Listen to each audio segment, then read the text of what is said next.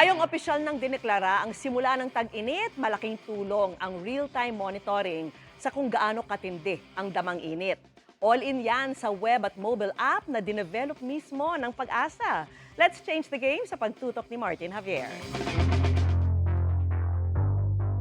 Last year, umabot sa 52 degrees Celsius ang naitalang pinakamainit na heat index forecast o damang init, habang pumalo naman ng 53 degrees Celsius ang damang init noong 2024.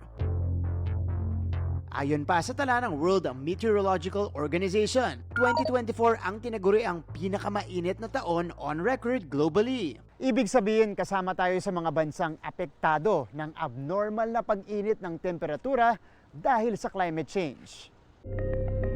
Kaya ngayong nalalapit na naman ang tag-init, malaking tulong ang Interactive Heat Index Mapping and Prediction o iHeatMap, developed by no less than the Department of Science and Technology, Philippine Atmospheric, Geophysical and Astronomical Services Administration. Last year, nung aming World Meteorological Day, so sometime in March, ni-launch siya, itong iHeatMap.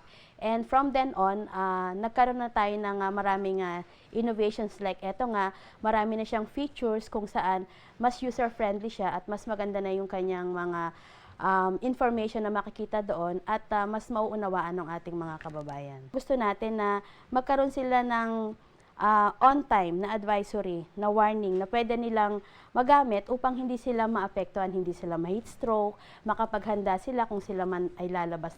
Easily accessible online ang heat index data for real-time monitoring. And recently, may mobile app version na rin ito.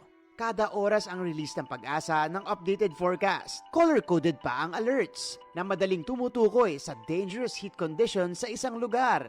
Kung nasa ang lugar ka, pwede kang ma-notify as long as na nakapag-download ka na nitong ating iHeatMap or nasa browser mo na siya. Since color-coded, mas madali mo nang ma-interpret kung nasa extreme danger na ba yung iyong lugar na pupuntahan or kung nasaan ka nandun.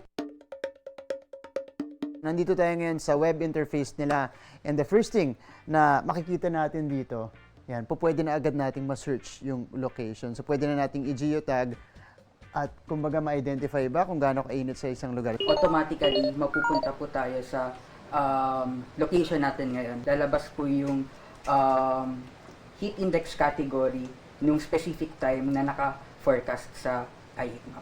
Can you explain to us itong nasa drop-down na to?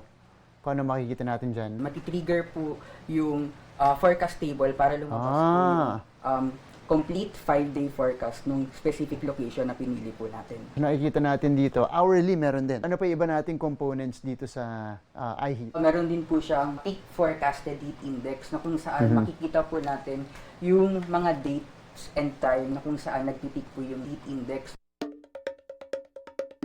Mas pinadaling heat index monitoring na makakatulong sa atin ngayong darating na tag-init. Para sa GMA Integrated News, ako si Martin Javier, nakatutok 24 oras.